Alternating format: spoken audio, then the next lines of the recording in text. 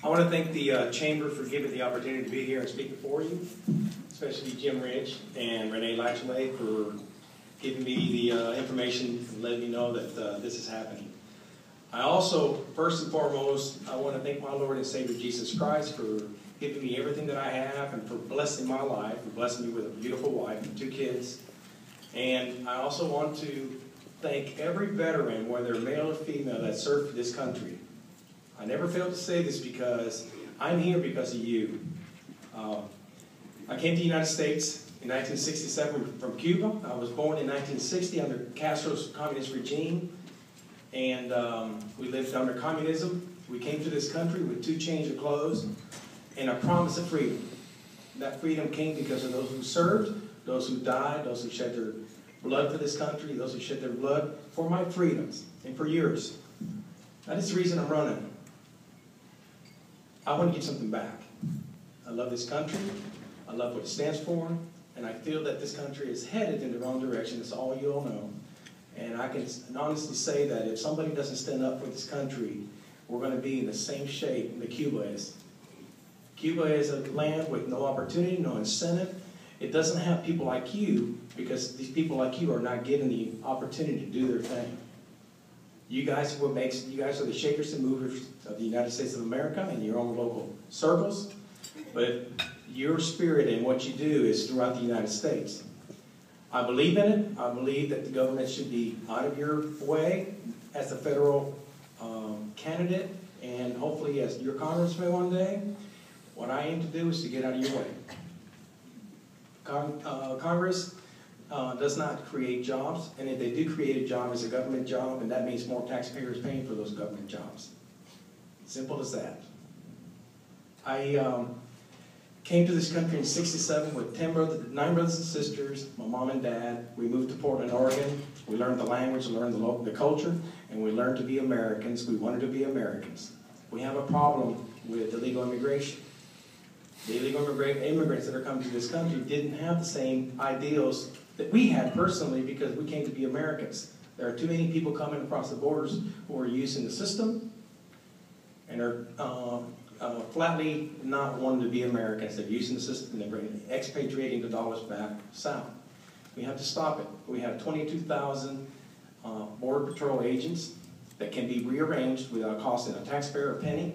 We can rearrange it to the southern border, and we can stop the influx of the illegal immigrants. We need to take the magnet away.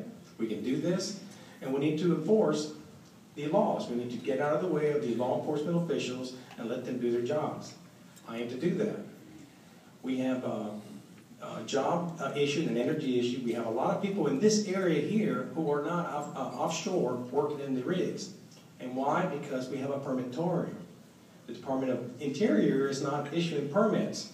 The people who are here who are not offshore working, they're actually collecting unemployment checks. They're no longer taxed, they're no longer givers to the system, they're takers, no fault of their own.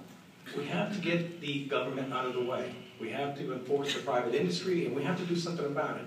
You have to have a congressman that's willing, has the guts and the fortitude, the mental fortitude to do it, and someone who's not going to stand up and be afraid to say it and do it. That's me.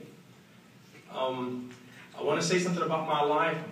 I coached baseball and softball girls for the last 15 years. I went from 1993 to 2007 coaching. I love baseball because baseball's a lot like life. You go up to bat with a round bat and a round ball, and you have somebody throwing it real fast, and sometimes they throw it with curves and curveballs and knuckleballs, and you have to get up there and hit the ball. And you have 9 people trying to get you out. That's a lot like life. It's not fair. And what I've done with these kids is to teach them that life is not fair, but it's there for those who want to take advantage of it. We can do this in America. That's what America's all about. I have 10 brothers and sisters. I had a sister that was born in the United States. And every one of us have made it in this country because America is great and it's worth fighting for. It's my turn to give something back to the American people. That's why I want to do what I'm doing. I believe that I've made a vow to all my opponents, and I'm going to tell you something. I'm going to say this. You guys are lucky because every one of my opponents, they're good people, every one of them. I'm going to say you actually get to go to the polls and vote for the best of the best candidate. And that's a good place to be. You no longer have to settle for the lesser of two evils. That's a good thing. They're all good people, and I've made a vow to them that I would never run a campaign that badmouths them, and I can stand on top of their befoulment to better myself. If I can't give you a message, a positive message, to vote for me, then I don't deserve it.